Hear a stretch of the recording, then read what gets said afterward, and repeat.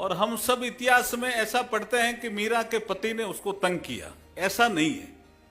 मीरा का पति 1 साल जिंदा रहे, खानवा के युद्ध में उनकी डेथ हो गई। उसके बाद मीरा के पति की डेथ होने के बाद जो उनका देवर राणा बना, उसने जब मीरा को कहा मेरे से शादी करो, यहां झगड़ा शुरू होता है।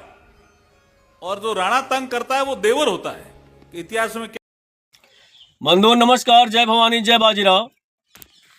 बंधुओं, अभी हाल ही में केंद्रीय मंत्री अर्जुन राम मेघवाल का एक बयान आया है कि माता मीराबाई के ऊपर कि चित्तौड़ को मीराबाई ने इसलिए छोड़ा था कि चित्तौड़ में उनके देवर ने मीराबाई को स्वयं से विवाह करने के लिए प्रताड़ित कर रहा था।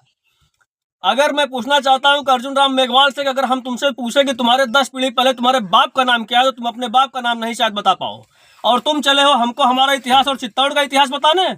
बंधुओं, इसकी जितनी भी निंदा की जाए कम है। और राष्ट्रीय पेशवा बाजीराव महासंघ इसके विचारों की, उसके बयानों की घोर निंदा करता है। और जहां जहां राष्ट्रीय पेशवा बाजीराव महासंघ की कमेटियां गठित है, वहां वहां अर्जुन राम मेघवाल का पुतला दहन किया जाएगा।